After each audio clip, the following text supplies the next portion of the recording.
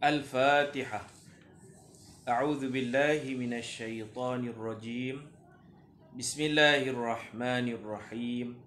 الحمد لله رب العالمين الرحمن الرحيم مالك يوم الدين إياك نعبد وإياك نستعين اهدنا الصراط المستقيم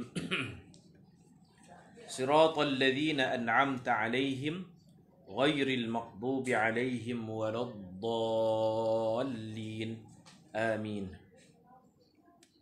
السلام عليكم ورحمة الله وبركاته. الحمد لله رب العالمين والصلاة والسلام على أشرف الأنبياء والمرسلين وعلى آله وصحبه أجمعين. رب اشرح لي صدري ويسر لي أمري واحلل عقدة من لساني يفقه قولي. سبحانك لا علم لنا إلا ما علمتنا إنك أنت العليم الحكيم ولا حول ولا قوة إلا بالله العلي العظيم. بسم الله ما شاء الله لا قوة إلا بالله ما شاء الله كل نعمة من الله ما شاء الله الخير كله بيد الله ما شاء الله لا يصرف السوء إلا الله أما بعد.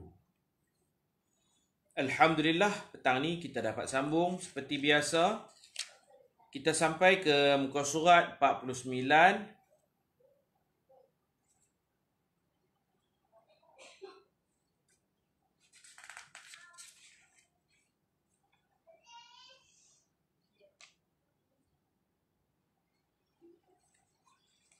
Muka surat 49, hadis ke-24, nisab zakat. An Abi Sa'id al-Khudri radhiyallahu anhu anna an-nabiy sallallahu alaihi wasallam qala laysa fi habbin wa tamrin sadaqah hatta yablugha khamsata awsuqin ولا فيما دون 5 ذود من الإبل صدقة ولا فيما دون 5 أواق من الفضة صدقة. رواه البخاري ومسلم. Artinya daripada Abu Sa'id al-Khudri radhiyallahu anhu, sesungguhnya Nabi sallallahu alaihi wasallam bersabda, tidak diwajibkan zakat pada sebutir bijian dan sebiji kurma sehingga sampai 5 ausuk, dan tidak diwajibkan zakat pada unta yang kurang dari 5 ekor, dan tidak diwajibkan zakat pada perak yang kurang dari 5 auqiyah. 5 uqiyah.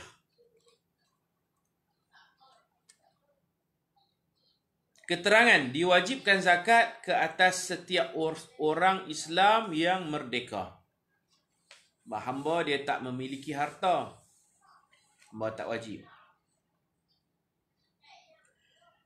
Setiap orang Islam yang merdeka memiliki harta dengan pemilikan yang sempurna. Milkut tam, pemilikan yang sempurna ni maksudnya duit masjid tak perlu bayar zakat.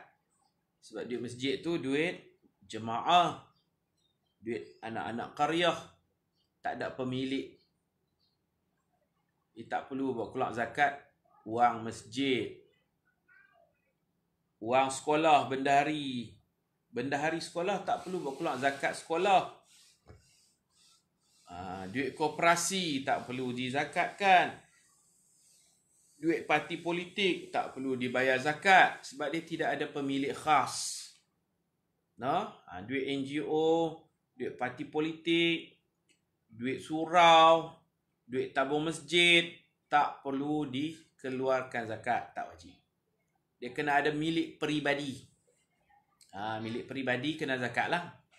Milik kita seorang ataupun kita bersyarikat, ada beberapa orang yang share, kena buat keluar zakat lah, zakat perniagaan. Adapun masjid tu dia luah duit masjid, nama pun duit masjid, bukan duit bendahari, bukan duit pengurusi, bukan duit imam, bukan duit siap, duit masjid. Tidak perlu keluar zakat. Ada satu masalah, ditanya masjid, ada orang bagi tanah wakaf kepada masjid. Orang bagi tanah. Ini masjid, belakang masjid ada bendang. Tuan bendang wakafkan tanah bendang kepada masjid. Tapi pejabat tanah tukar nama semua, jadi hak milik masjid punya. Pengurusi masjid dan beberapa orang ni jadi pemegang amanah. Tanah tu jadi tanah masjid yang diwakafkan kepada masjid. Tapi untuk masa depan nantilah, kalau masjid tu nak diluaskan, masjid tu nak tambah belakang lagi, boleh gunalah tanah tu tanah masjid, tanah bendang. Buat masa sekarang, tanah tu tak diperluaskan masjid. Dia tanah bendang. Untuk dapat hasil, maka bendang tu dah tak perlu masjid. Bendang tu terus buat bendang. Upah orang buat bendang. Bendang siapa? Bendang masjid punya. Tanah, sawah, masjid punya. Upah cari pekerja, buat sawah. Upah dia.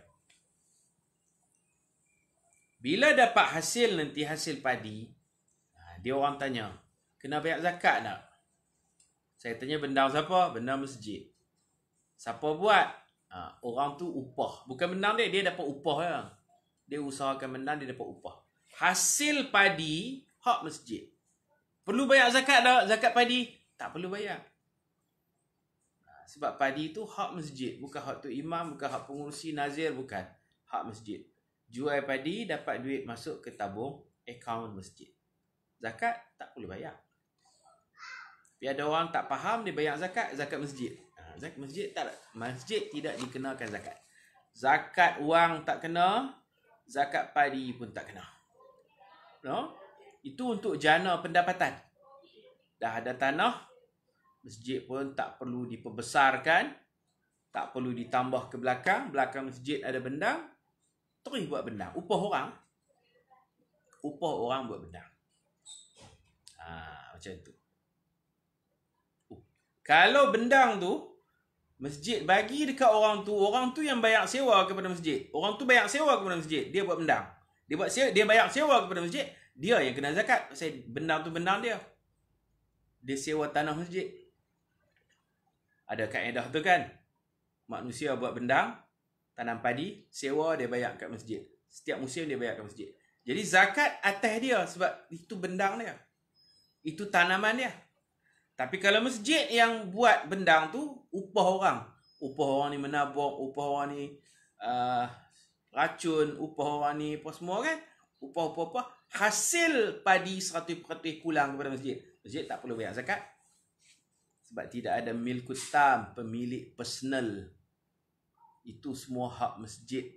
Padi tu jual, dapat duit masuk dalam tabung masjid. Faham ke tak faham? No? Pasal ada tempat dia orang ni duk bayar zakat. Zakat masjid. Saya boleh tahu ni bila mereka mai ke ma'had saya, nak bayar zakat kepada ma'had. Ma'had Taujih ni wakil rasmi zakat dari Pulau Pinang. Kalau siapa-siapa nak bayar zakat melalui ma'had yang proses, dia akan dapat resit rasmi ZPP, Zakat Pulau Pinang. Dan kami pun dapat faedah, akan dipulangkan 50%. Banyak kot dong, 50%, setengah daripada kutipan akan dikembalikan kepada ma'had. Jadi kita jadi wakil zakat. Boleh memungut zakat, tolong proses dengan zakat dari Pulau Pinang melalui ma'had. Kalau terus bayar kepada zakat Pulau Pinang, kami tak dapat apa. Kalau melalui ma'had, kita akan dapat pulangan setengah 50% daripada jumlah. Jadi dia orang nak bayar zakat lah. Nak bayar zakat di ma'had, zakat masjid. Saya tanya zakat masjid macam mana? Dia ceritalah, masjid ada tanah, masjid buat bendang, upah dia ni menabuk baja, dia ni serak, dia ni apa semua. Upah. Bila dapat tu, padi tu hak masjid punya. dah jual padi, nak bayar zakat. Saya kata, tak perlu bayar. Saya boleh ambil kesempatan orang nak bayar kan. Tapi kita habaq yang betul. Tak perlu bayar, tak wajib bayar. 100% masuk dalam tabung masjid. Barulah dia berfaham, oh, kami tiap-tiap musim dah bayar zakat masjid. Zakat masjid tidak, benda tak wajib bayar apa. Kalau nak bagi sumbangan. Mesyuarat jawatan kuasa masjid, nak mengeluarkan sumbangan, nak infak. Diluluskan dalam mesyuarat, banyak mana nak infak, banyak mana yang nak sedekah. Baru boleh sedekah. Zakat tak perlu. Begitu dia zakat. Duit sekolah, duit yuran pelajar kita ada dalam bank banyak. Melebihi nisab. Nisab katalah 20,000. Lebih pada 20,000. Kita nak bayar zakat? Tak payah. Ini bukan duit mudir. Ini bukan duit bendahari. Bukan duit setiausaha. Tapi duit bersama. Duit sekolah. Duit ma'had. Tak perlu bayar zakat. Kalau duit peribadi, kenalah. Ini yang ditetapkan memiliki harta dengan pemilikan yang sempurna. Milik peribadi. Milik peribadi. Kalau milik bersama, hak orang ramai, tak wajib zakat. Kata duit masjid ada beratus ribu. Ada masjid 1 juta dalam akaun. 1 juta. Tak payah zakat. Tak. Kalau nak bagi sumbangan, bolehlah. Pada orang susah. Itu bukan zakat. Cukup nisabnya. Dia ada had dia lah. Macam tadi Nabi kata, sebutir bijian tak wajib zakat. Sebiji kurma tak wajib zakat. Dia ada had dia. Had minima dia. Bila mencecah had tersebut, dipanggil nisab. Baru wajib zakat. Malam yablughin nisab kaifa yuzakki.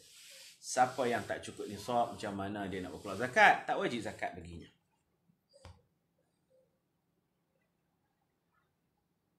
Dan genap setahun. Ada zakat yang setahun sekali. Tapi macam zakat tanaman ni, dia ikut perhasilan, pendapatan. Dia ikut musim. Bendang 2 kali. Setahun 2 kali. Dapat tu, keluar zakat. Zakat juga diwajibkan ke atas kanak-kanak. Kanak-kanak kena bayar zakat. Zakat dia tak ada kena mengena baligh. Tak baligh dia bukan ibadat badan. Ibadat badan ni macam semayang. Kalau tak baligh tak wajib. Puasa, haji. Ini letih badan. Zakat dipanggil ibadah maliyah. Ibadah harta.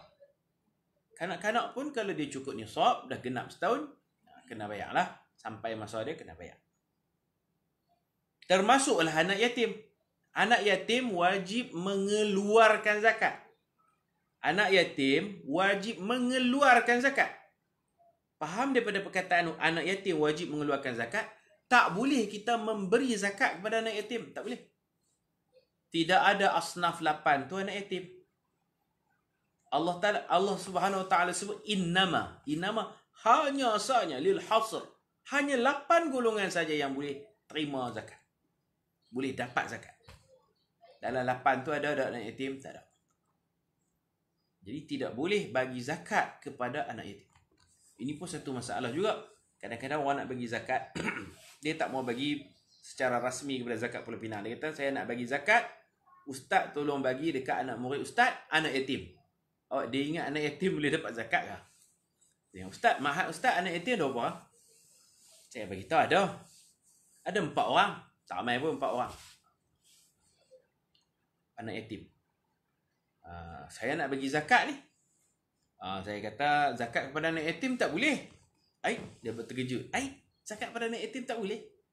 Melainkan kalau anak yatim tu miskin. Kalau anak yatim tu fakir. Kalau anak yatim tu mu'allaf, baru masuk Islam. Dia anak yatim, dia baru masuk Islam. Bukan kerana yatim dia, tapi kerana miskin dia, keluarga miskin, fakir, mu'allaf ke. Semata-mata yatim tak boleh. Anak datuk datin mati. Anak tunggal, kita mengaji faraid, anak laki tunggal. Pak dia datuk, mak dia datin. Atau dua-dua datuk. Mati mak ayah. Seluruh harta dapat dekat anak tunggal lelaki ni. Mak dia ada duit tak banyak, 2 juta mak dia. Ayah dia pun tak banyak, 10 juta. Semua 12 juta. Turun mai dekat dia. Turun dekat dia. Anak yatim. Yatim piatu orang panggil. Mak ayah mati. Kemalangan. Na'udzubillah min zalik. dia boleh dapat zakat ke? Tak boleh. Kita nak bagi pasal fakir. Fakir apa? Mak ayah kaya. Miskin pun tak. Mu'alaf pun tak. Fisabilillah pun tak. Dia tak boleh. Tak boleh. Anak yatim. Kita keluarkan statement. Bukan kita keluar dalam kitab sebut. Tidak sah memberi zakat kepada anak yatim. Pasal apa orang suka bagi sangat zakat kepada anak yatim? Orang terbayangkan anak yatim tu susah. Tapi ada anak yatim yang senang? Ada. Ada anak yatim yang kaya? Ada. Tidak semua anak yatim tu susah. Tidak semua anak yatim tu miskin. Kalau nak bagi atas sifatnya miskin. Bagi atas sifatnya orang susah. Tak ada kena mengenai yatim. Tak yatim. Hatta yatim pun kalau susah dapat. Hatta yatim pun kalau miskin dapat. Jadi kita tengok orang ni layak tak layak. Dia tidak pandang perasaan. Kesian kat dia. Mak ayah dia tak ada. Kita bagi zakat bukan macam tu. Bahkan anak yatim yang kaya ini wajib keluarkan zakat. Dia tak boleh kita bagi zakat kerana dia yang kena bayar zakat. Tapi kena ada penyelia dia lah. Pak penakan dia ke kena tolong kira lah. Tolong urus penjaga dia lah.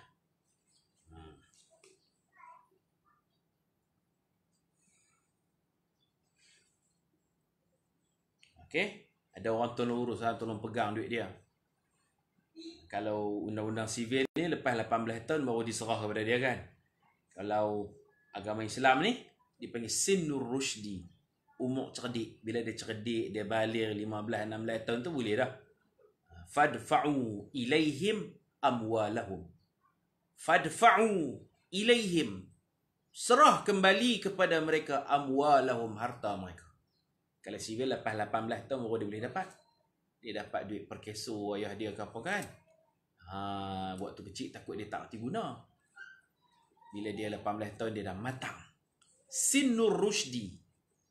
Fa'in anastum minhum rushdan fadfa'u ilaihim amwalahum. Dalam Quran sebut macam tu. Fa'in anastum minhum rushda. Jika sudah nampak nyata rushda, cerdiknya ni ni. Baligh dah, matang dah. Tapi kita pun tak tahu. Dia tak cukup dengan baligh. Dia Sinnur Rushdi ni matang. Kematangan tu bila? Kalau mengundi 12 tahun, 21 tahun ke atas kan? Lah ni nak bagi umur 18 pula. Dia panggil Sinnur Rushdi, matang. Bila dah matang, pandai mentadbir urus harta, tak membazir, tak boros, fadfa'u, kembalikan kepada mereka. Bagi balikkan apa? Ilaihim amwalahum, harta mereka. Harta yang ayah ni pun mati, mak ni pun mati tu, serah.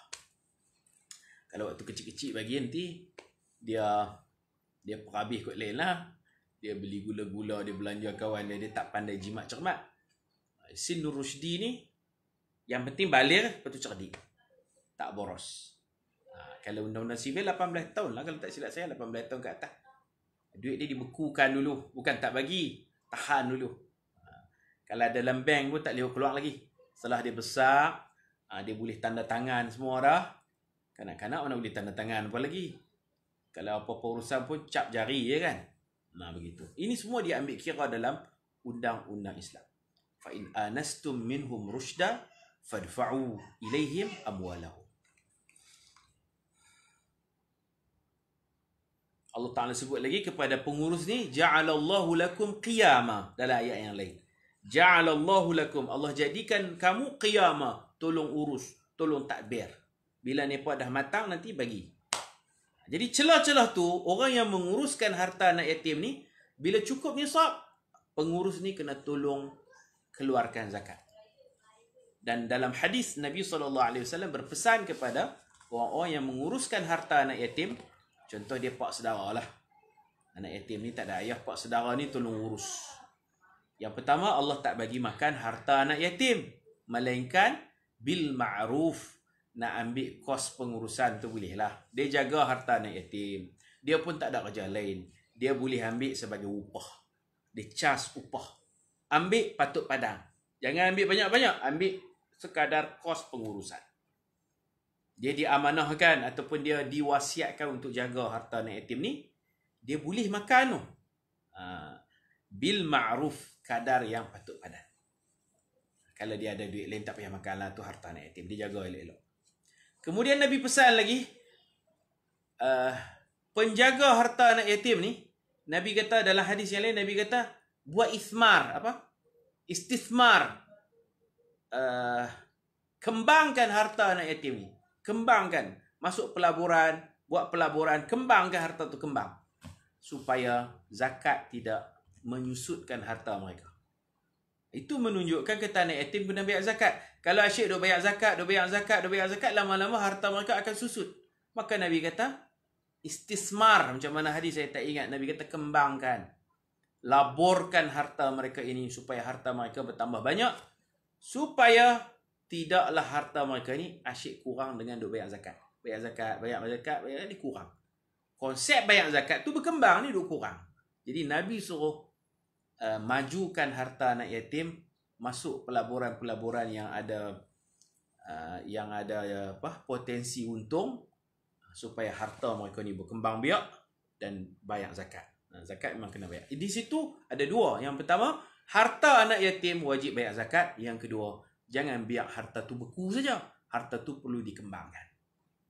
Memang konsep zakat ni harta yang boleh berkembang. Kalau kita beli perabot di rumah kita, kita beli rak kitab, kita beli peti air, kita beli mesin basuh pinggan pun ada lah ni. Mesin lipat baju tak tahu ada ke tak. Katanya ada. Mesin lipat baju. Senang lempak dengan tu dia terlipat sendiri noh. Hak tu dia tak berkembang. Kita beli rak, kita bubuh kitab, kita beli mesin basuh, dia tak dapat duit apa.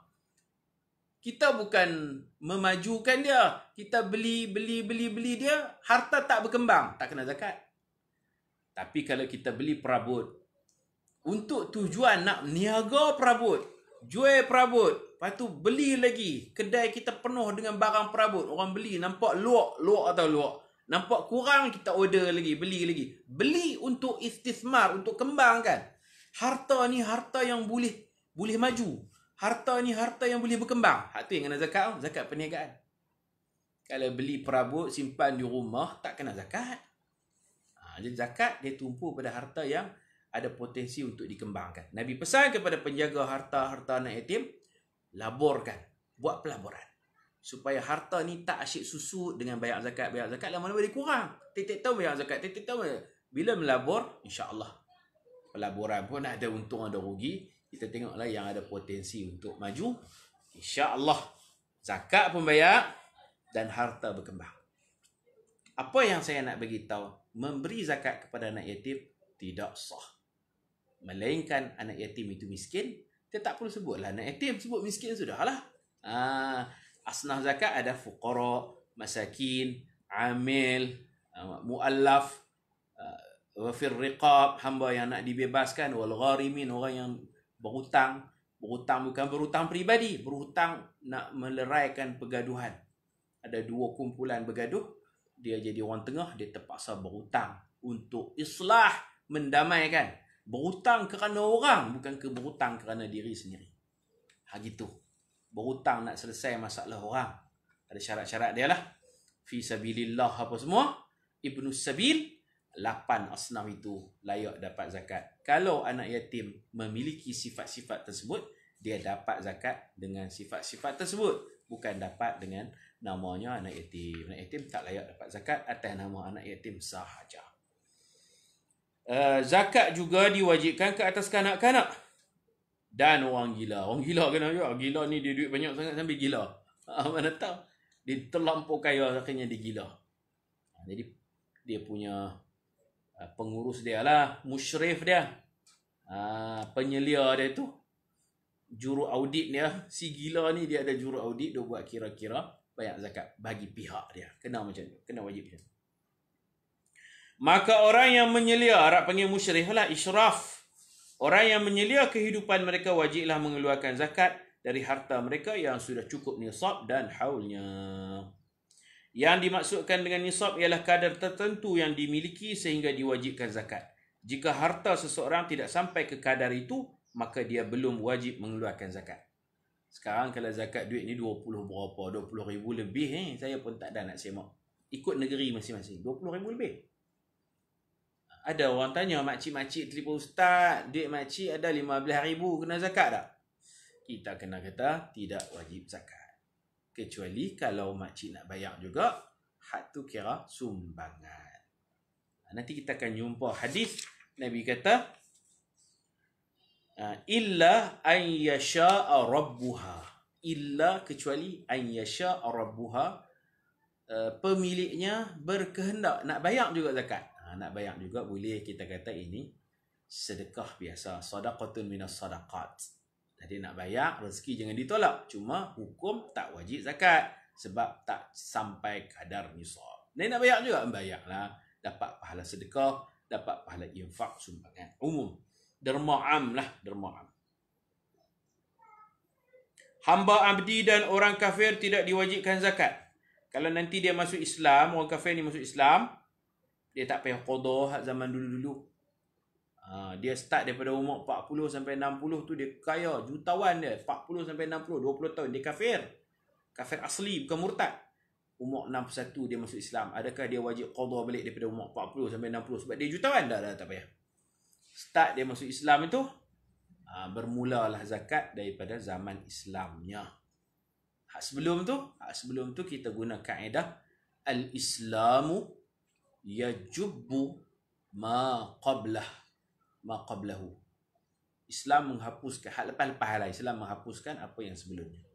Asal itu hadis Nabi, al-Islamu yajubbu ma qablah, hadis Nabawi Syarif, riwayat Imam Ahmad dalam kitab Musnad. Kemudian dijadikan sebagai dasar hukum atau kaedah fiqh. Islam menghapuskan yang lepas.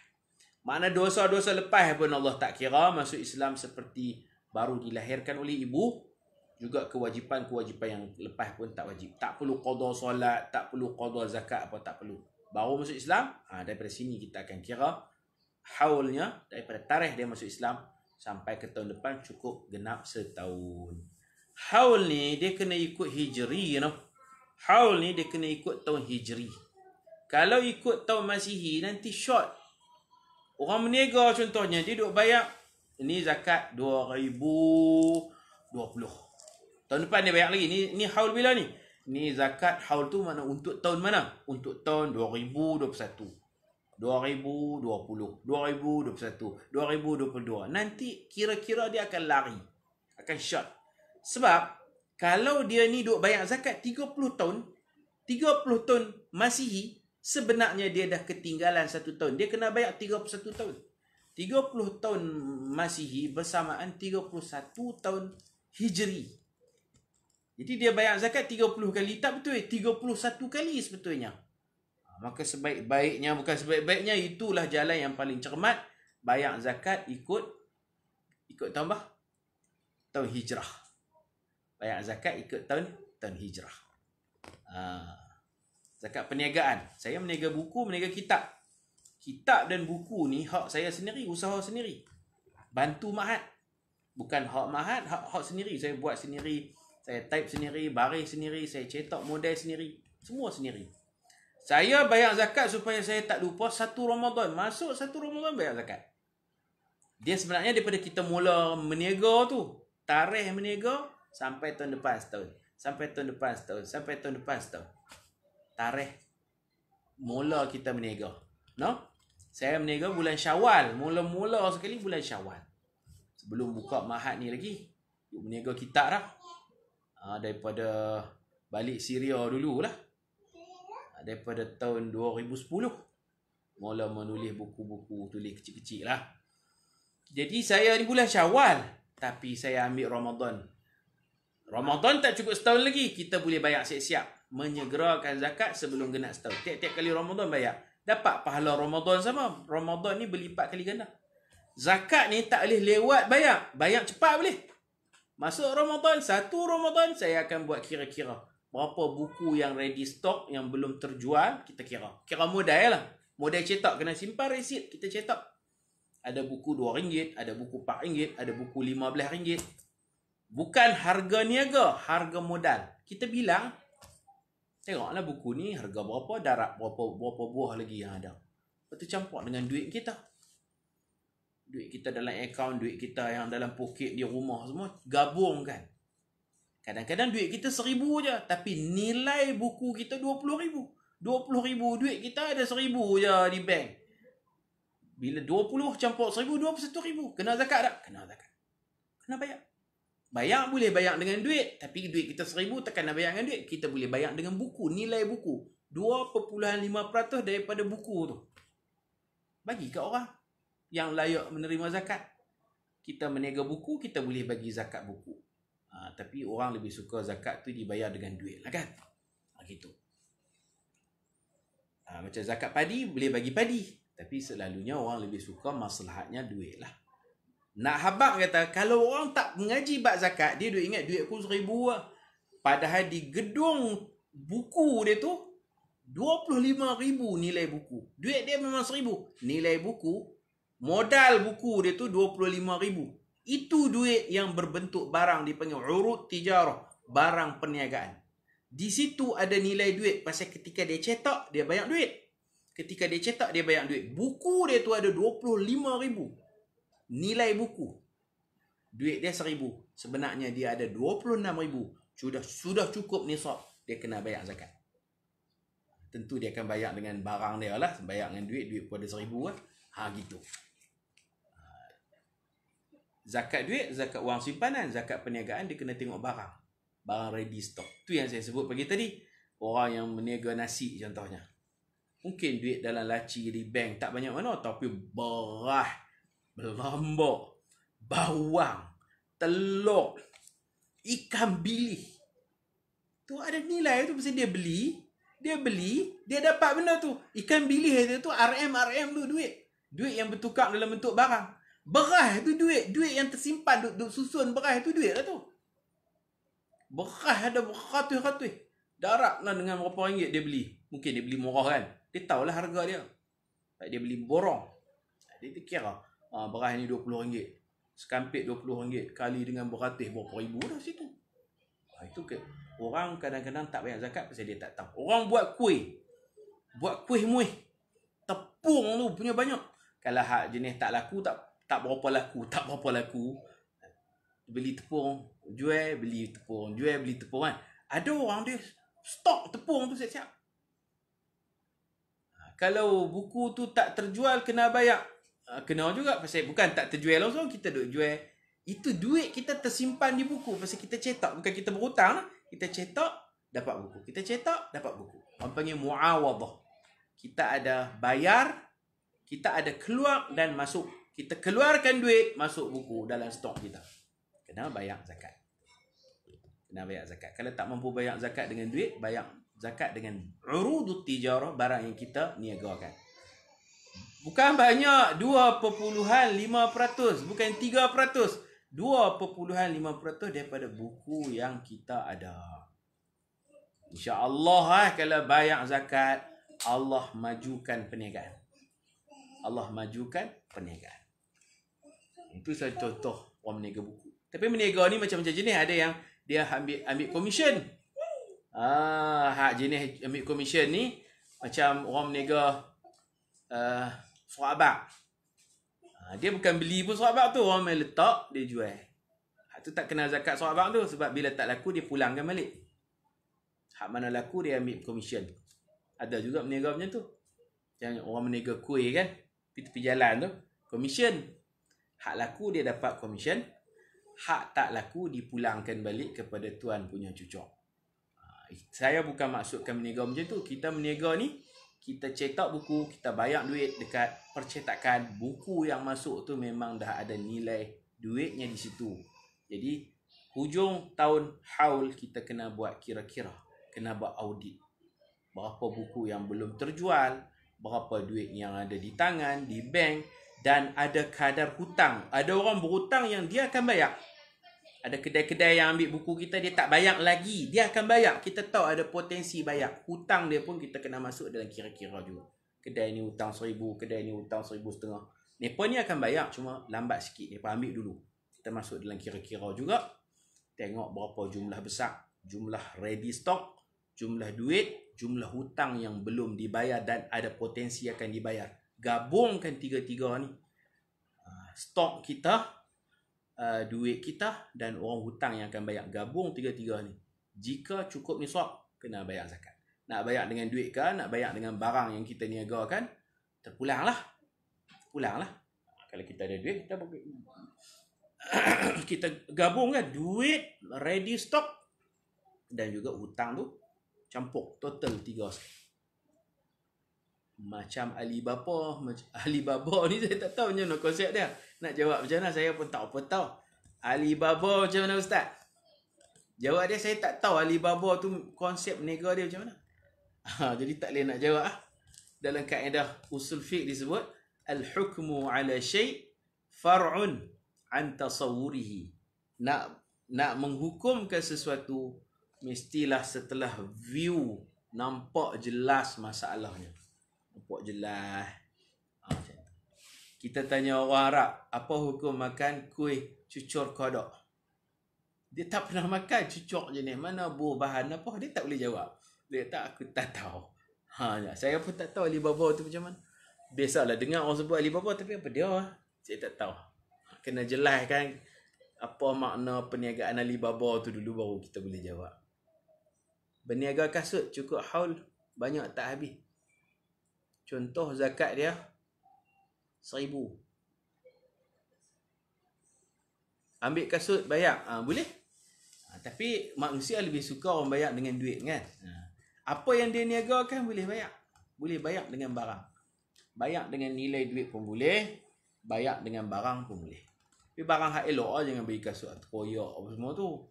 Hak elok lagi lah, hak baru. Gitu. Baik.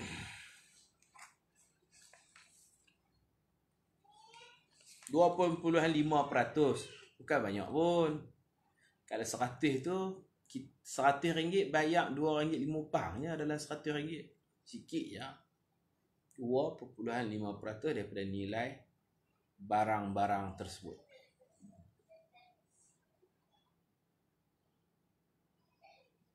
Itu dia ada nisab dia lah. Hak 2.5% tu bukan nisab, itu kadar zakat. Hamba abdi dan orang kafir tidak diwajibkan zakat. Adapun orang murtad jika dia kembali kepada Islam, maka wajiblah dia mengeluarkan zakat untuk masa yang berlalu, iaitu zaman murtadnya itu. Murtad kena bila dia kembali mengucap 2 kalimah syahadah. Berapa tahun dia murtad, kita buat kira-kira balik harta dia. Kalau cukup zakat, dia kena qadha. Tetapi jika dia mati dalam keadaan murtad, Allahu Akbar, maka tidak dikeluarkan zakatnya pasal dia kafir.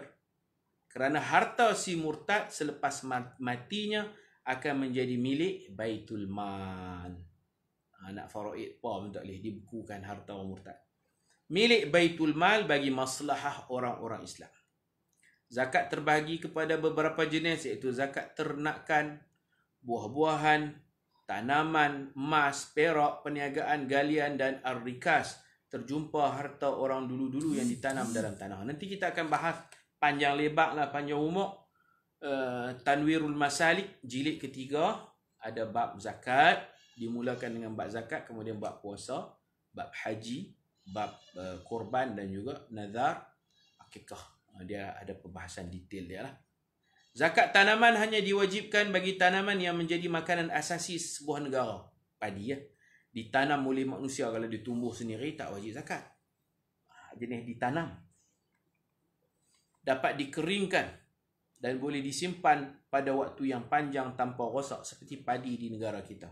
Dan zakat buah-buahan yang dimaksudkan hanyalah buah kurma yang sudah kering, tamar, dan anggur yang sudah kering, kismis. Buah boleh disimpan lah.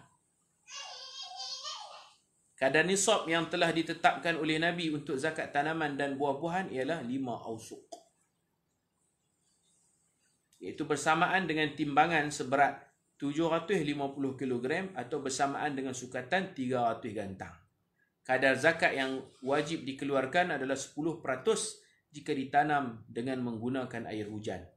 Yang hujan ni air free lah, turun daripada langit. Dan 5% dikurangkan kadar zakat jika ditanam menggunakan air yang perlu dikeluarkan belanjanya seperti kos, pam, upah siram dan lain-lain. Kalau dia keluar belanja banyak, kadar zakatnya itu akan rendah. Di dalam riwayat Imam Ibn Hibban, Nabi bersabda, wal wusqu sittuna sa'an, rawahu Ibn Hibban. Artinya satu wusuk bersama 60 gantang.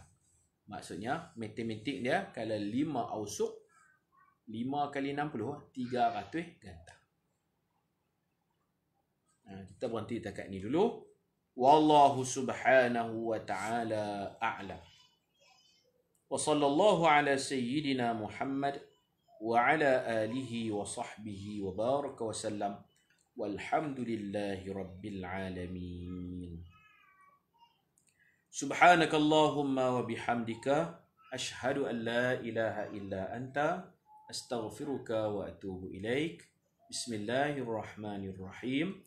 Wal 'asr innal insana lafi khusrin illa alladhina amanu wa 'amilus solihat wa tawasaw bil haqq wa tawasaw bis sabr. Assalamualaikum warahmatullahi wabarakatuh.